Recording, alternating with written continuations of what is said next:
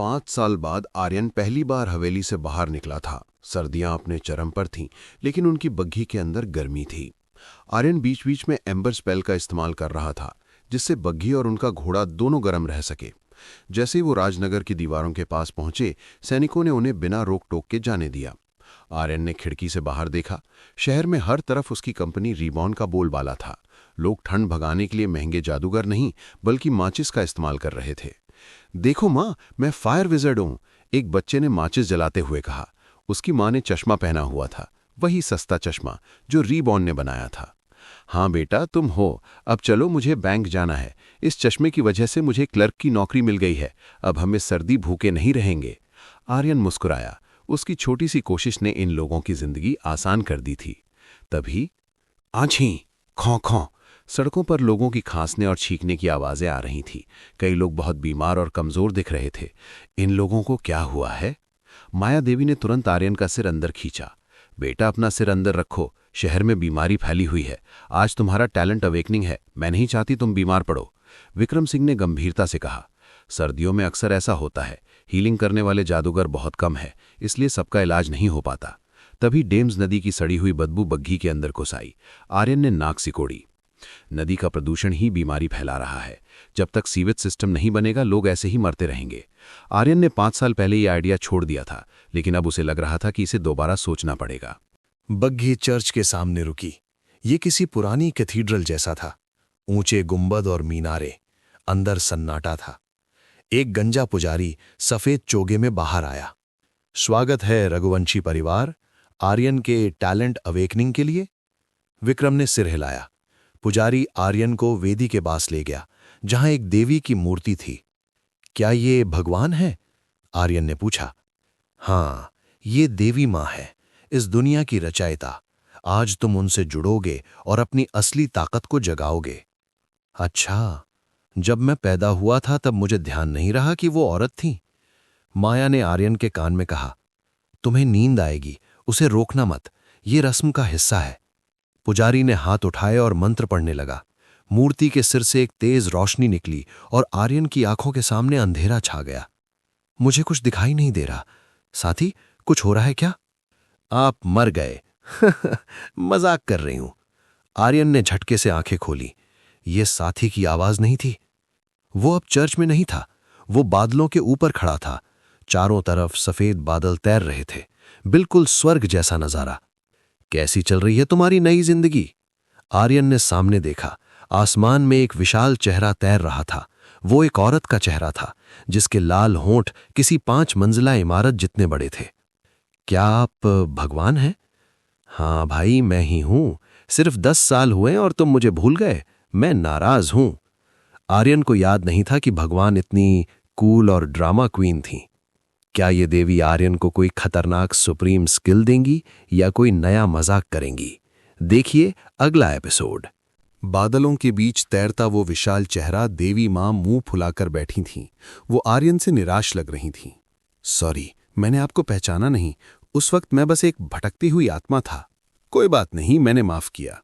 वैसे भी जब से तुम इस दुनिया में आए हो, तुमने मुझे बहुत एंटरटेन किया है। आप नाराज नहीं हैं? मैं तो आपकी दुनिया की टेक्नोलॉजी के साथ छेड़छाड़ कर रहा हूं। देवी हंस पड़ी। अरे, मुझे पसंद है। मेरे लोग जादू के चक्कर में इतने आलसी हो गए थे कि हजारों सालों से कुछ नया नहीं किया। मैं तो बोर हो गई थी। देवी ने बादलों पर एक नजारा दिखाया। औरतें रीबॉर्न साबुन से हाथ धो रही थीं। लोग ठंड में अलाव के पास शतरंज खेल रहे थे। विमला काकी अब कुएं से पानी नहीं खींचती थीं, इसलिए उनकी कमर का दर्द ठीक हो गया था।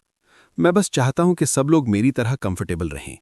यही बात तुम्हें खास बनाती है, इसीलिए तो मैंने तुम्हें वो साथी दिया था। अब चलो, तुम्हारे टैलेंट अवेकनिंग का समय हो गया है। लेकिन मेरे पास तो पहले से एक टैलेंट और सुप्रीम स्किल है। और चाहिए क्या? देवी ने शरारती मुस्कान दी। बहाने नहीं चलेंगे। मैं तुम्हें टैलेंट देकर ही रहूंगी। मैं तुम्हें आशीर्वाद देती हूं। तुम्हारा टैलेंट है harbinger of the future. Aryan के शरीर में एक गर्म लहर दौड़ गई। और उस टैलेंट के साथ मिलता है एक और supreme skill, gift bestowal. Aryan की आंखों के सामने सिस्टम स्क्रीन खुल गई। Aryan Raghuvanshi, talent harbinger of the future, supreme skill 1 unity gathering, supreme skill 2 gift बेस्टोअल।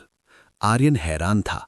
लोग कहते थे दुनिया में सिर्फ 10 सुप्रीम स्किल हैं और अब उसके पास अकेले 2 थीं।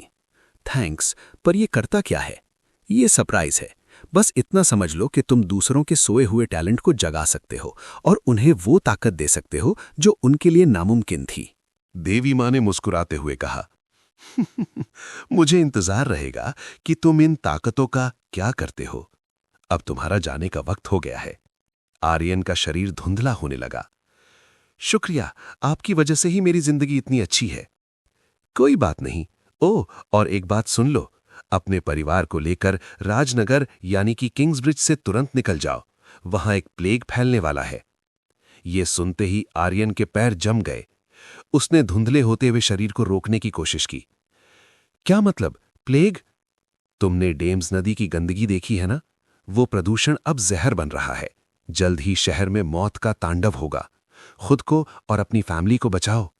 आर्यन के माथे पर पसीना आ गया। उसके पिता राजनगर में काम करते थे। सेबरिस और उसके शतरंज के दोस्त वहीं रहते थे। उसकी कंपनी रीबॉर्न भी वहीं थी। वो भाग नहीं सकता था। वो उन मासूम लोगों को मरने के लिए नहीं छोड़ सकता था। मैं भागूंगा नहीं, मैं उस नदी को ठीक करूंगा। लगता है तुम्हें उस सीवेज सिस्टम पर काम करना ही पड़ेगा। Good luck. देवी ने उसे एक फ्लाइंग किस दी और आर्यन की आत्मा वापस उसकी दुनिया में भेज दी। चर्च में आर्यन ने एकदम से आंखें खोली। उसकी आंखों में अब डर नहीं, बल्कि एक आग थी, एक मकसद था। अब आर्यन के कंधों पर पूरे शहर को बचाने की जिम्मेदारी है। क्या उसका सीवेज सिस्टम समय रहते बन पाएगा? देखिए अगला एपिसोड। जैसे ही रोशनी कम हुई, आर्यन वापस चर्च में था। देवी की मूर्ति को घूर रहा था। अचानक गुंबद से एक सुनहरी किरण नीचे आई और सीधे आर्यन के पैरों पर गिरी। पुजारी के रोंगटे खड़े हो गए। उसने लाल, नीली, हरी रोशनी देखी थी, लेकिन सुनहरी कभी नहीं। सुनहरा, ये तो सुप्रीम टैलेंट है। आपके बेटे को सुप्रीम स्किल मिली है। माया देवी और विक्रम सिंह के मुंह खुले रह गए। माया को हैरानी नहीं, बल्कि जीत की खुशी थी। मुझे पता था मेरा बेटा जीनियस है। माया ने आर्यन को कसकर गले लगा लिया। क्या हमें पता चल सकता है कि ये कौन सी स्किल है? विक्रम ने अपनी एक्साइटमेंट छिपाते हुए पूछा। सब आर्यन की तरफ देखने लगे। आर्यन ने कंधे उचकाए। मेरा टैलेंट है हार्बिंजर ऑफ द फ्यूचर और सुप्रीम स्किल है गिफ्ट बेस्टोवल। पुजारी को इसका मतलब नहीं पता था। सुप्रीम स्किल्स बहुत रहस्यमयी होती हैं। इसका असली मतलब सिर्फ देवी माँ जानती हैं। आर्यन को खुद ही इसका पता लगाना होगा। कोई फर्क नहीं पड़ता, ये सुप्रीम स्किल है। मेरा बेटा दुनिया से आगे निकल जाएगा। माया की खुशी 7वें आसमान पर थी। विक्रम ने आर्यन के बाल सहलाए। बेटा, अगर तुम्हें किसी भी चीज की जरूरत हो तो बस बता देना। लेकिन आर्यन के चेहरे पर चिंता थी। डैड, मुझे एक मदद चाहिए। देवी माँ ने बताया है कि राजनगर में प्लेग आने वाला है। हमें डेम्स नदी को ठीक करना होगा। कमरे में सन्नाटा छा गया। पुजारी और माता पिता आर्यन को अजीब नजरों से देखने लगे। बेटा, तुमने देवी माँ से बात की? विक्रम ने अविश्वास से पूछा। असंभव, पुजारी ने नकारा। हम इंसानों की इतनी औकात नहीं कि देवी से बात कर सकें। तुमने कोई सपना देखा होगा बच्चे। ये सच है, मैंने उनसे बात की। पुजारी जैसे ही आर्यन को झूठ बोलने पर डांटने वाला था, अचानक एक तेज हवा चली और चर्च की सारी मोमबत्तियां बुझ गईं। पूरा चर्च अंधेरे में डूब गया। कुछ सेकंड के सन्नाटे के बाद मोमबत्तियां अपने आप फिर से जल उठीं। पुजारी का मुंह खुला का खुला रह गया। इससे पहले कि वो इसे इत्तेफाक कहता, कड़कड़ कड़कड़ धड़ाम। आसमान से बिजली की ऐसी गर्जना हुई कि पूरी इमारत हिल गई। अगर ये भगवान का इशारा नहीं था तो क्या था? हा हा हा हा हा हा। लगता है जिसके पास सुप्रीम टैलेंट हो उसके लिए नियम अलग होते हैं। मैं चलता हूं। पुजारी डर के मारे अपने कमरे की तरफ भागा। उसे लगा उसने आर्यन पर शक करके पाप कर दिया है। वो अब पूरा हफ्ता माफी मांगने में बिताने वाला था। विक्रम ने आर्यन की तरफ देखा। क्या तुम प्लेग के बारे में पक्का हो? मेज नदी को साफ तो करते हैं। काफी नहीं है डैड, लोग गंदा पानी पी रहे हैं। हमें एक सीवेज सिस्टम बनाना होगा। वैसा ही जैसा तुमने घर में बनाया है? हाँ, देखिए मेरा प्लान। आर्यन ने हाथ उठाया। 2 स्टार स्पेल रॉक बेंड का इस्तेमाल करके उसने हवा में राजनगर का एक छोटा सा पत्थर का मॉडल बना दिया। नदी, पुल, इमारतें, सब कुछ एकदम सटीक। फिर उसने 1 स्टार वाटर बॉल से दिखाया कि गंदा पानी कैसे पाइपों से होकर शहर से बाहर जाएगा और नदी साफ रहेगी। विक्रम की आंखें फटी रह गईं। अगर ये काम कर गया तो जादूगरों की जरूरत ही नहीं पड़ेगी, लोग नदी में तैर सकेंगे। ये तो ब्रिलियंट है। ओह मेरा प्यारा बच्चा, इतना टैलेंटेड और इतना दयालु, तुम परफेक्ट हो। माया ने उसे फिर से गले लगा लिया। आर्यन के पास सुप्रीम स्किल थी, जीनियस दिमाग था और अब एक पूरा शहर बचाने का प्लान। लेकिन क्या राजनगर के रईस लोग आर्यन के इस गंदे प्रोजेक्ट के लिए मानेंगे? और वो इंजन कब काम आएगा? देखिए अगला एपिसोड। डैड, आपको लगता है हम ये कर पाएंगे? विक्रम सिंह ने अपनी ठुड्डी खुजलाई। उनके दिमाग में कैलकुलेशन चल रही थी। मुश्किलें बहुत हैं बेटा। सबसे पहले पैसा। इस सीवेज सिस्टम के लिए बहुत फंडिंग चाहिए। दूसरा, जादुई मीनार की मदद। हमें निर्माण के लिए बहुत सारे जादूगर चाहिए होंगे। उसकी चिंता मत करो, मैं टावर मास्टर को मना लूंगा। आर्यन को पता था एक शतरंज की बाजी और बूढ़ा मान जाएगा। ठीक है, लेकिन सबसे बड़ी समस्या है शहर का भरोसा। भले ही हम रघुवंशी हैं, लेकिन अभी जनता हम पर नहीं, उस नई कंपनी रीबोर्न पर भरोसा करती है। विक्रम ने आह भरी। जब तक रीबोर्न कंपनी हमारा साथ नहीं देती, हम पूरे शहर को खोदने का काम शुरू नहीं कर सकते। लोग भड़क जाएंगे। आर्यन के चेहरे पर एक मुस्कान आ गई। अगर रीबोर्न ही आखिरी चाबी थी तो ताला खुल चुका था। मुझे लगता है मैं इसमें मदद कर सकता हूं। आर्यन ने उन्हें बग्घी में बैठने का इशारा किया और सोहन को एक खास इमारत की तरफ चलने को कहा। कुछ ही मिनटों में वो शहर के बीचों बीच एक शानदार नई इमारत के सामने खड़े थे। दीवार पर बड़े बड़े अक्षरों में लिखा था रीबॉर्न। आर्यन बग्घी से उतरा। विक्रम ने तुरंत उसका कॉलर पकड़ लिया। रुको आर्यन, ये रीबॉर्न का हेड ऑफिस है। हम ऐसे बिना अपॉइंटमेंट के अंदर नहीं घुस सकते, ये अच्छा नहीं लगेगा। बाहर कड़ाके की ठंड थी और लोग अभी भी रीबॉर्न के प्रोडक्ट्स खरीदने के लिए लाइन में लगे थे। रीबॉर्न का मालिक कौन है, ये शहर के लिए एक रहस्य था। विक्रम अपनी इज्जत का फालूदा नहीं करवाना चाहते थे। अरे डैड, रिलैक्स। बेटा, ठंड बहुत है, अंदर चलो, हम उन्हें लेटर भेज देंगे, माया देवी ने कांपते हुए कहा। चिंता मत करो मॉम डैड, बस देखते जाओ।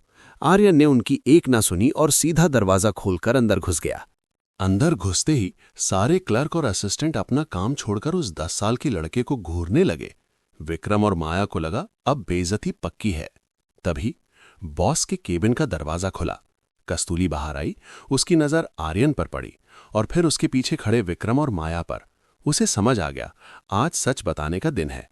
वो सीढ़ियों से नीचे उतरी और आर्यन के सामने झुक गई। स्वागत है छोटे मालिक, उम्मीद है ऑफिस आपको पसंद आया होगा। विक्रम और माया के होश उड़ गए। कस्तूरी ने उनके बेटे को क्या बुलाया? सब बढ़िया है कस्तूरी, तुमने अच्छा काम किया। आर्यन ने ऐसे कहा जैसे वो अपनी दुकान का मुआयना कर रहा हो। आप आज यहां कैसे छोटे मालिक? क्या आप अपनी कंपनी का कंट्रोल वापस लेने आए हैं? विक्रम से अब रहा नहीं गया। कस्तूरी, ये सब क्या चल रहा है? विक्रम ने पास खड़े एक कर्मचारी से पूछा। तुम इसे जानते हो? जी सर, ये मिस कस्तूरी हैं, रिबॉर्न कंपनी की मैनेजर। विक्रम का दिमाग सन्न रह गया। कस्तूरी ने बड़ी विनम्रता से जवाब दिया, नमस्ते मालिक मालकिन, ये सच है, मैं रिबॉर्न कंपनी की मैनेजर हूं। लेकिन कस्तूरी ने आर्यन की तरफ इशारा किया, इस बिजनेस के असली मालिक कोई और नहीं, आर्यन बाबा हैं। यही वो हाथ हैं जिन्होंने इस कंपनी को आज यहां तक पहुंचाया है। पूरे ऑफिस में सन्नाटा छा गया। विक्रम और माया अपने 10 साल के बेटे को ऐसे देख रहे थे जैसे वो कोई अजूबा हो। क्या विक्रम और माया को यकीन होगा कि उनका बेटा ही शहर का सबसे बड़ा बिजनेसमैन है? और क्या अब सीवेज प्रोजेक्ट शुरू हो पाएगा? देखिए अगला एपिसोड। मुझे तुम पर गर्व है बेटा, बहुत गर्व है। विक्रम ने आर्यन को कसकर भींच लिया।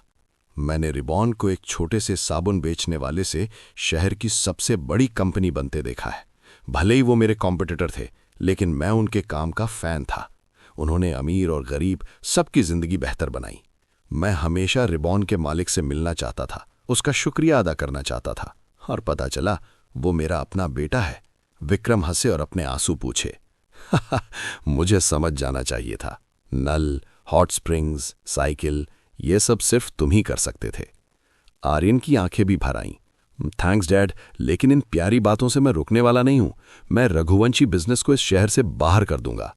विक्रम जोर से हंसे और आर्यन के सिर पर प्यार से चपत लगाई। बाद में वो सब कस्तूरी के केबिन में बैठे।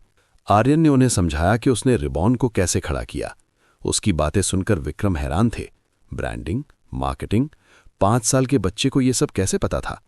जैसे शतरंज का नाम रिबॉन चेस रखना, इससे जादूगरों के बीच हमारी कंपनी फेमस हो गई। विक्रम को आर्यन में अपने पिता यानी आर्यन के दादाजी की झलक दिख रही थी, वो आदमी जिसने रघुवंशी साम्राज्य खड़ा किया था। अगर पिताजी आर्यन से मिलेंगे तो वो बहुत खुश होंगे।